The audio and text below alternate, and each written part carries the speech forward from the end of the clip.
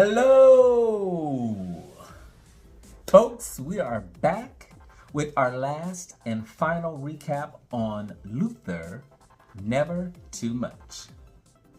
If you remember in our last video, we covered Luther winning his first Grammy for Best R&B Vocal. We discussed how he was battling the comments about his weight. We talked about the tragic accident that he was in and him fighting his way back from depression resulting from that accident and touring again. We also covered him being pigeonholed as an R&B artist as he struggled to try and cross over into other genres of music and popularity. So, with that, we're getting into the last and final part of Luther, Never Too Much. So, we open this section with Luther discussing his method for selecting the songs he likes to cover. And the way he does that, he says it's like selecting an outfit to wear to the Academy Awards. Now, keep in mind, Luther Vandross had a 60s and 70s era type of aesthetic. And so he was influenced, again, by artists of that time. So one of the songs he selected by the Carpenters is called Superstar. And initially, Nate Adderley, which was the musical director for Luther Vandross, stated that there was some trepidation about selecting that song because in his mind, all he heard was the original version. So he was very interested in seeing what Luther had in mind in regards to this song. He stated that the first thing that he worked on was the intro to the song. You know, it's very dramatic, the music, the strings, and it's almost like, you know, when the song starts, it's like a dream that's being had. And he mentioned that, you know, after hammering everything out and realizing Luther's vocal capabilities, that Luther was like the master of spacing out a song and building up that anticipation and the emotion of a song to really make it work. Marcus Miller mentions that in the song, Luther sings the very famous part, keep it right there, keep it right there, keep it right there, there, there, there, there, there, there, there, there, there. Well, that was initially instruction to the band to kind of stay in that pocket and in that vibe of the song, because what he said they were used to doing is kind of like jazzing up the song in places. And so Luther was actually directing them from the stage, telling them to, you know, keep the song right there, keep the vibe, you know, don't change it, keep it right there, because, you know, he wants to do something, maybe some ad-lib, this, that, and the other. That's what that was about. So Marcus Miller says that he thought initially that, you know, okay, it's an instruction that it would get cut, you know, from the final production of the song. However, Luther kept it in. And as we all know it, that part of the song is one of the most memorable parts of the song Superstar. And one of the most wonderful parts as well, he added. So the next song that was selected, and actually, Luther did select it, however, he had some help. Mariah Carey was providing Luther with some, you know, recommendations for some songs that he could possibly do. And so she recommended Endless Love. Endless Love was originally recorded by Diana Ross and Lionel Richie. And so she recommended that song to Luther, and she volunteered. She was like, you know what? And I'll even sing it with you. So they recorded the song. Now, that song that Luther recorded with Mariah Carey, Endless Love, was released in 1994. Visions of Love, which is Mariah Carey's first album, was released in 1990. So she was fairly new to the pop world. She was like 4 years in when this song came out. And the first time she performed the song with Luther, they didn't mention what theater it was or where it was, but she said that it was the largest venue that she had performed in at that time. So, you know, this was a really big deal for her. And in the video, or in the documentary, they showed the theater, and it was beautiful on the inside. It looks like there were probably about maybe 4 or so levels to the theater. But Mariah Carey stated that that was one of the largest venues that she had performed in at that time. Mariah Carey is quoted as saying that Luther had such a pure heart that came out in his vocals and music in a general way. You know, it was really like otherworldly. And we'd have to agree. You could really feel, when Luther Vandross sings, you can just feel it. He really knows how to portray a song and how to communicate the feeling of that song to the listener. Now, 2 other songs that he selected to cover were Anyone Who Had a Heart and A House Is Not a Home.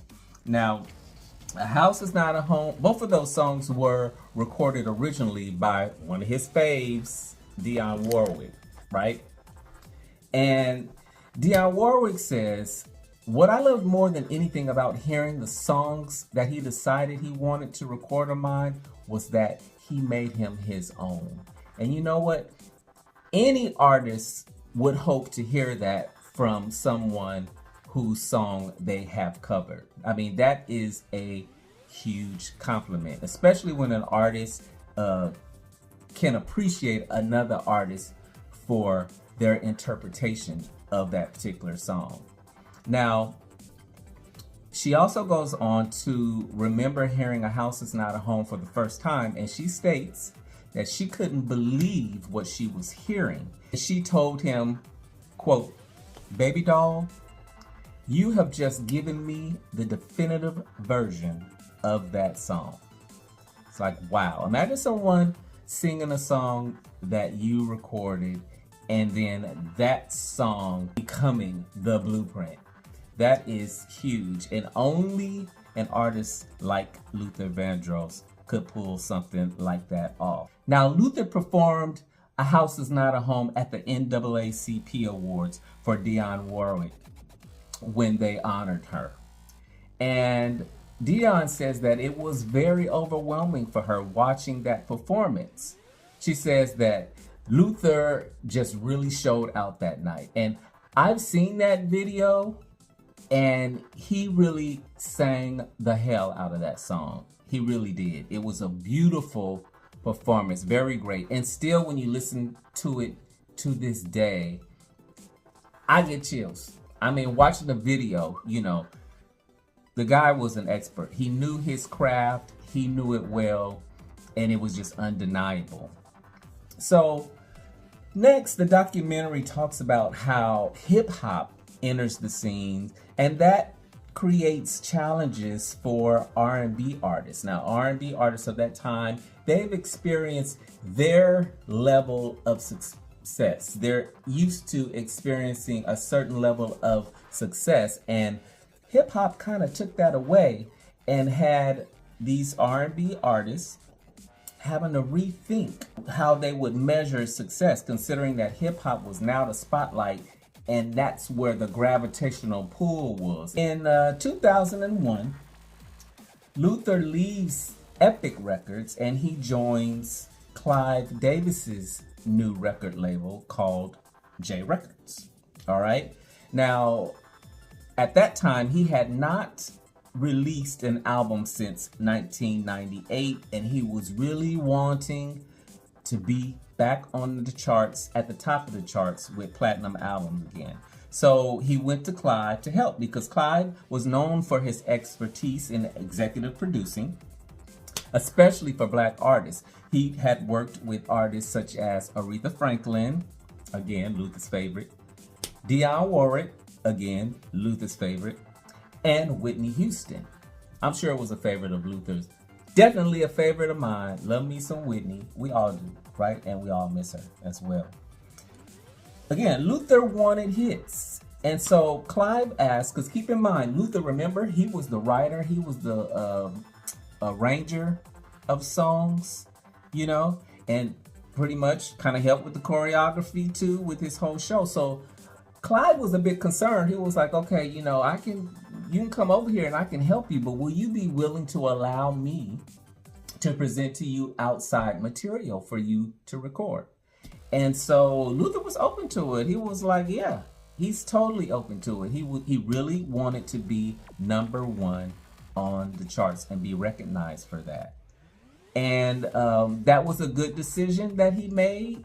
You know, some artists just like to do their own thing. Some artists will stay in their own lane. They're very personal about their writing, and they don't want material from other people. They want their own stuff out there. And so him opening up to new material actually helped him become a platinum artist again. This next part was a little bit, again, feels a little bit disjointed for me in regards to what the documentary segued into.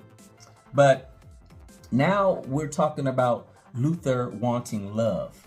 And let me just forewarn you that this section of this video is going to be pretty heavy laden with quotes. All right. I thought it was very important to put it in there because we wanted to hear, you know, information from his circle about how he viewed love, what he wanted in regards to love. So Luther was asked if he was happy.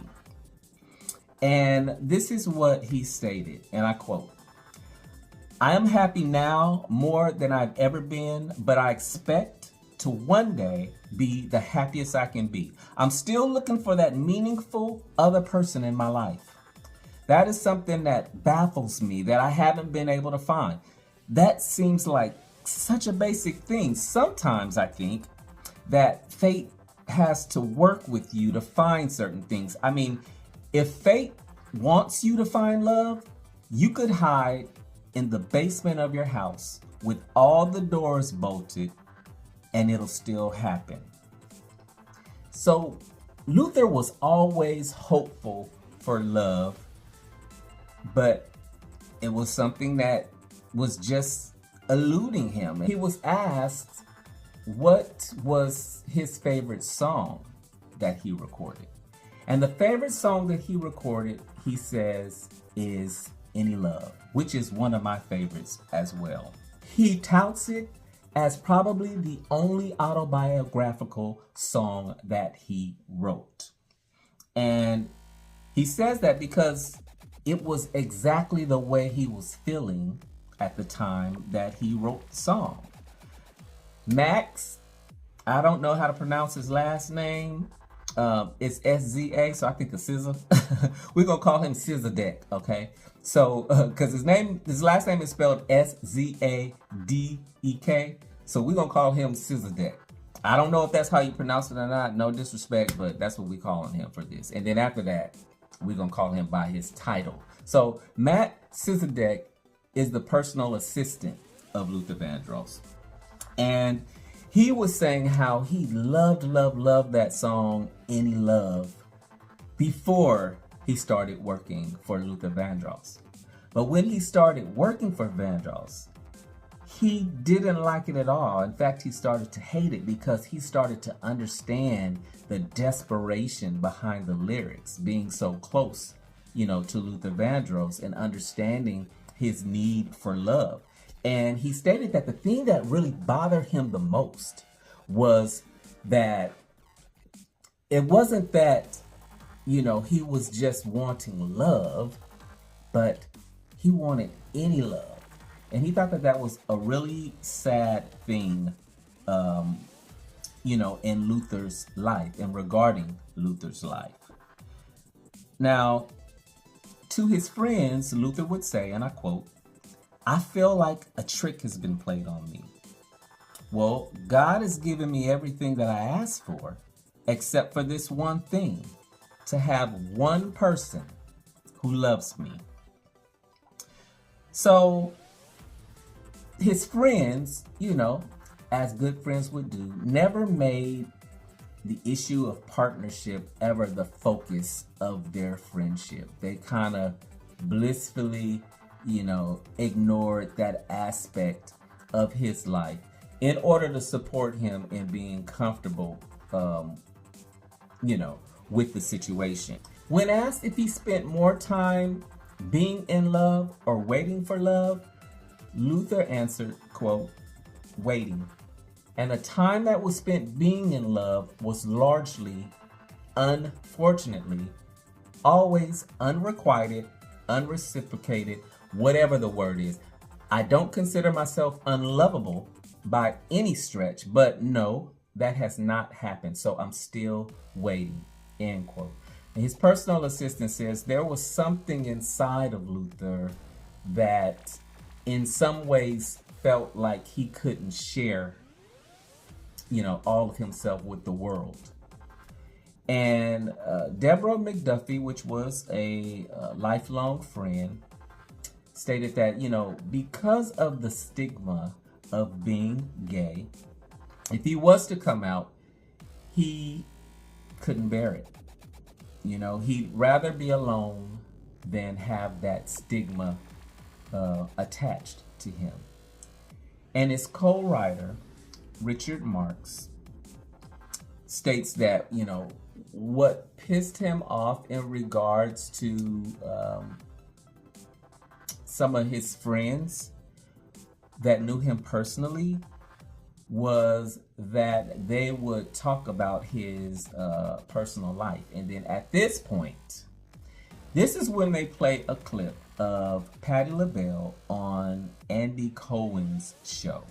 And Andy asks Patti if Luther struggled with the idea of coming out publicly, and was that something that, they had talked about at all. And I'm going to read Patti LaBelle's quote. She says, "We talked about it. It was basically he did not want his mother to be, although she might have known, but he wasn't going to come out and say this to the world. And he had a lot of lady fans, and he told me that he just didn't want to upset the world." Now, unless you've been under a rock, you have heard of the rumblings that, Patti LaBelle has been getting grief because of this statement, because they say that she has pretty much outed Luther Vandross with that statement. I personally do not feel the same, and please, not too much on Miss Patti. She is one of our legends. I do believe that she and Luther were great friends. I don't think she was trying to out anyone. I think her response was very graceful. And the rumor is that the family actually has an issue with Patti making this statement. And which is weird to me, because for one, in this documentary, in this particular section of the documentary, we're talking about Luther wanting love, and we're acting as though nobody knew of his love interest or whom he would prefer as a love interest. But yet and still we're including this in this documentary when we are acting like we're upset that somebody outed him. That doesn't make sense to me. So if you wanted to avoid the subject altogether, why even put it in the documentary? So that part I don't get. And if you're getting something a little different than what I'm getting, if you're picking up something a little different, then please, by all means, let me know. in the comments what you think about this. But I think it's weird to be upset with someone about something that they supposedly did and then put it in a documentary to kind of blow it up more. So I'm a little bit confused on that part. But yeah. So we're going to move on. Fozzy Thornton, which is one of his background singers, in discussing Luther's sexuality, basically says, I don't really know what to say. I'm going to always respect whatever the position he took. So you see, it's all of this cloak stuff. And I understand, I mean, still that, again, we talk about the era where there's so much negative stigma that's associated with homosexuality and being gay. Growing up in that era, you know, you didn't talk about it and you hid it. We're in a different day and age now where homosexuality is more accepted. And it begs the question, if Luther Vandross was around now, would he come out, or would he still live his life withholding that part of him and not, you know, having the type of relationships that he really desired openly and freely as everyone else? This is what Luther says. He says, questions about my sexuality will, I suppose, just always be questions. Let me tell you who I owe answers to. What I owe you is my music, my talent, my best effort. You know, that's all. I will neither deny or confirm that any such rumors about personal things like that are true or untrue. I won't give the satisfaction of a denial because that is a submission of sort. I wouldn't even address it. I'll just say, mind your effing business. That is my response to that, end quote.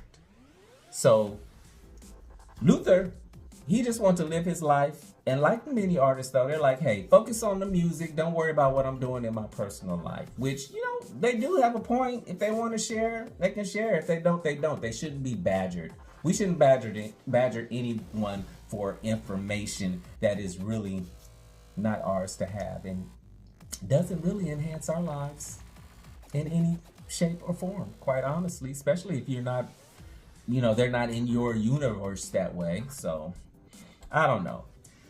So from that, you know, Luther wanting love, we move again back to the subject that Luther dreads the most.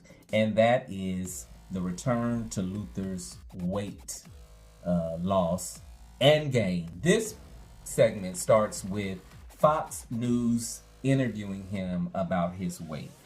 And his friends are concerned about his weight because he keeps going up and down and up and down. And this is where we learned that Luther Vandross was a diabetic. So they're like, okay, you know, your weight is doing all this up and down, but, you know, we're kind of concerned of how this is going to affect your health and, you know, having the diabetes disease. Luther, talking to his friend Robin, confesses that he has an obsession with food. I mean, and it's bad. He says he thinks about food when he wakes up, and he thinks about food until he goes to sleep at night. That's crazy, but you know, perhaps at this point, it was an addiction, a food addiction, you know, that he had. And you know, addictions they're horrible, they're hard. You can overcome them, but some people don't. Some people do, and it seems to be that in this situation that Luther was unable to really surmount that challenge of weight and food. So there's an interview he does with Katie Couric where she asks him about the strangest food, you know, that he had eaten. So she goes on to say that she'd heard that he had a hamburger bun between two donuts because he couldn't find any buns And she's, she said, oh, that sounds disgusting. And Luther's like, no, no, no, no. Disgusting? That was good. That's crazy. Can you imagine that? Would you eat a donut with a hamburger, like a hamburger donut? Is that what we're calling it? I wonder what that tastes like now.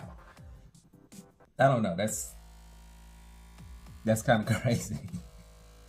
A hamburger donut. Or a donut hamburger.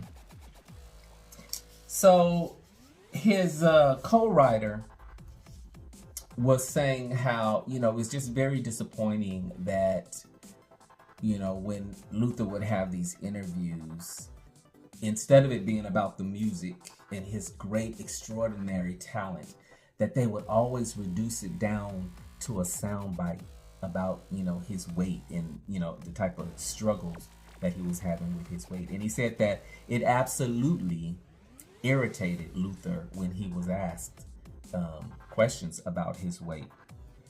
He didn't like talking about it. And part of that problem as well is that the record companies looked at it as these are human interest stories. And, people want to hear, this is, how people get to know you. And Luther felt that, his weight issue and the challenges that he was having with his weight was very personal.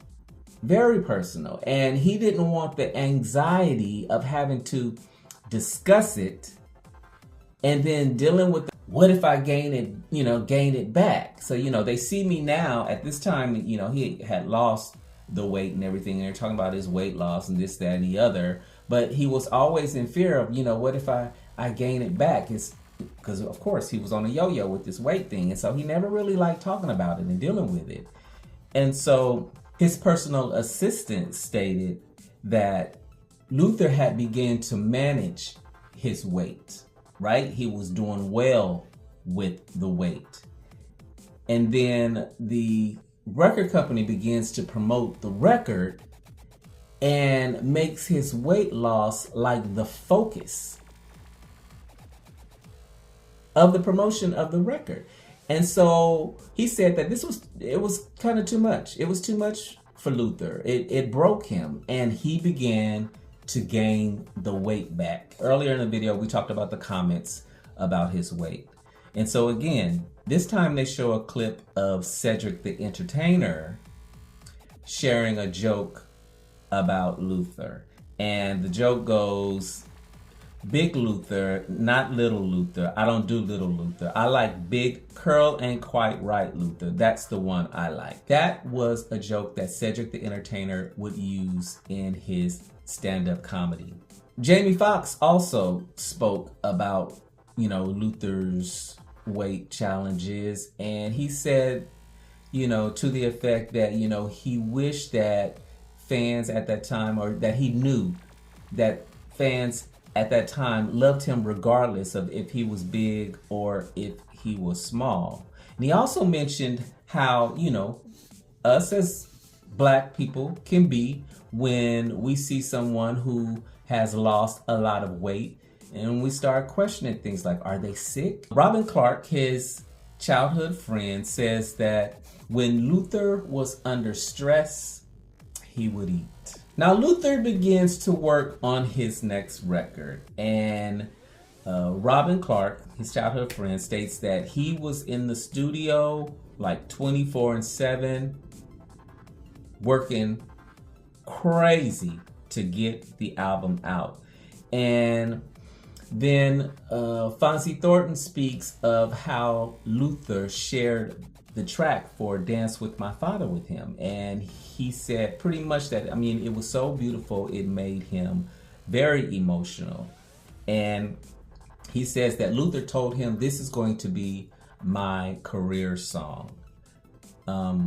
If you don't know, Dance With My Father was a song about his relationship with his dad and how, he missed his dad and his childhood memories of being with his father. Now, remember in the previous videos, we said that Luther lost his father at the age of 8 years old. And so the song was very sentimental very emotional, very beautifully arranged, and it evoked all the feels, absolutely all the feels. His mother, which is named Mary Ida Vandross, she was in awe that Luther was able to recall all those memories from that young age. And she said that the song, it just grabbed her. And Marcus Miller, the bassist, states that the song was written from a very honest place, and no doubt that that is how the song is so appealing to so many people. In April of 2023, Luther Vandross suffers a stroke. And how this all went down is that his personal assistant went to his new apartment. Luther Vandross was renovating a new apartment that he had. And he went to knock on the door, and there was no answer. So he mentioned that Luther was very punctual. He was very on time. And so that was weird. It was strange. It just wasn't right. And so, after a while, he started to, kick down the door. And he said that Luther at the time, again, because they were renovating, had these beautiful new mahogany doors that he had installed. And so he's kicking down the door to get in the house. And at the same time, he's apologizing to Luther, saying, hey, I'm sorry, I'm sorry. You can take the cost, out of my paycheck. I just need to know, what's going on. And he goes in and he says he hears nothing. And he walks down the hall and he's looking, he doesn't see anything. And then he looks to the right into the bedroom, and he didn't say it because he broke down in the documentary. But we can honestly believe that that is where he found Luther Vandross, most likely unresponsive in his bedroom. Luther was hospitalized and placed in ICU. And Fozzy Thornton, his background singer, states that that was one of the craziest things to see, like the strongest person that being knocked to their knees like that. Robin Clark says that it was the last thing that they expected, and especially not had expected to happen to him. Now, during this time, while Luther is incapacitated, he earns 2 Grammy Awards for the Dance with My Father song. He won Song of the Year with his co-writer Richard Marx, and he also won Best R&B Performance. And Marcus Miller, the bassist, says that it was kind of ironic that he wins, these Grammy Awards, and he was not really able to appreciate them at that time because of the condition that he was in, being in and out of a coma. Luther was in bad shape, but showing signs of the possibility of recovery. The weight was back. And in the video that they showed of him, they showed him with Clive Davis and him presenting him with his record, the record plaque that he received as an award. And in that video, that photo rather, he, didn't appear like he was very mobile. His speech was considerably slowed. And in my opinion, he just looked very uncomfortable. He appeared, very stiff, On an appearance on Oprah, she asked Luther this question: what do you want to say to your fans? And Luther says, I want to thank them for even caring. It's a wonderful feeling. Right now, what I want to get better at is living with this, living with these thoughts, living with this, the feeling of the last chapter. So it's like he kind of had a foreshadowing that, that this could possibly, be it for him. And then from there, they state that, at some point, they didn't say how far from that, but at some point, his friends were called to the hospital where they were told that Luther was not breathing. And so, that's the call that no one ever wants to get about someone that they love and that they care about. And Fonzie Thornton says that he just recalls, when they all went there, that they were just, they was just holding him and thinking just how crazy the situation was. Sometimes we get in those type of situations where you're in it, but you can't believe you're in it. It's like, is this really happening? I can't believe, So that's kind of like where they were. They were operating in a position of disbelief. Their friend, they're seeing their friend there, but it's not the friend that they had grown up with anymore. He pretty much was gone. And so Luther Vandross died at the age of 54. Now we get to Luther Vandross's funeral. Now, his funeral was held at Riverside Church in New York City, and there were a number of musical performances. Some of the artists that performed were Aretha Franklin, Cissy Houston, Stevie Wonder, Alicia Keys, Patti Austin, Nona Hendrix, and Patti LaBelle read a poem from Luther Vandross's mother. Valerie Simpson, which is the other half of Ashford and Simpson, states that, she can't tell you who did what because the whole thing was just so overwhelming for her. So she really didn't have much to contribute in ways of sharing information about the funeral itself. Dionne Warwick spoke at Luther's funeral, and she states that it was surreal to be asked to speak. She said, but it was something that had to be done, and she got through it.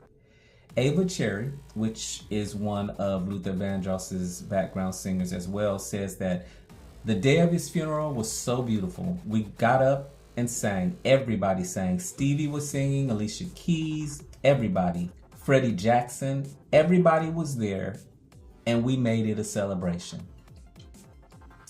Seveda, I believe that's how you pronounce her name, is Seveda. Seveda is the niece of Luther Vandross, and she says that everybody has something that they're supposed to do in this life. My uncle had a job to do while he was here, and he did it. He fulfilled his obligation to this earth. You can't think of that man without thinking about love, end quote. And that is so true. Luther received a star on the Hollywood Walk of Fame on June 3rd of 2014. And Marcus Miller speaks on the indelible impression of great artists. He mentions Aretha, Marvin, Stevie, and Luther. What is it about those names? It invokes something.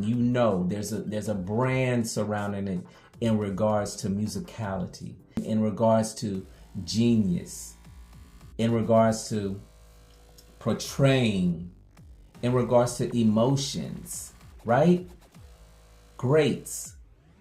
That is what is invoked by great artists. And the lasting quote of the documentary is from Mariah Carey. And Mariah Carey says that, she says, I can't think of anybody that is near to him in his uniqueness and his talent. Just even the texture of his voice. You only come across an artist like Luther Vandross like once in a lifetime, end quote. That is no lie. There are no lies detected in that statement. Luther Vandross was one of a kind. There'll never be another like him, ever. Now, that ends the documentary. But what I would like to add is that there were really no mention of his siblings, but Luther Vandross had one brother named Anthony and two sisters, a sister named Patricia and a sister named Anne.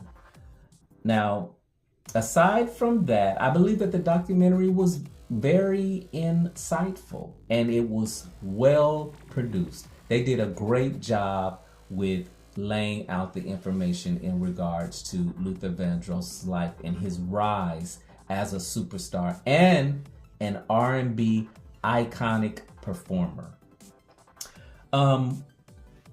I think with that, I am now ready for a Luther Vandross, docu-series to kind of dive a little deeper into certain aspects of his life, and career, and even a movie. I think this was a great order to put this documentary out. Let's do this documentary first with the raw footage and the actual people there to kind of tell the story and to kind of help shape who this superstar, who this icon was, right? Now let's move on to the next thing where we do a little movie series where we talk about this part of his life, and this part and that part. I think that will be great. And I hope that that's something that is in the works because I am definitely interested. Luther has always been an inspiration to me. I'm an artist. I sing as well. And one of my dreams is to have a show as big as Luther Vandross's with all of the things, all of them. I want it all there. So I hope that you've enjoyed this recap as much as I have enjoyed bringing it to you and sharing it with you. Why don't you tell me, what do you love most about Luther Vandross? Huh? Can you tell me that? Meet me in the comments section. And then please like this video, subscribe to this video, and if there's a notification bell, please hit that notification bell so that you can be notified when I upload another video. And with that, I want you to remember to be awesome, and I will see you next time. Bye.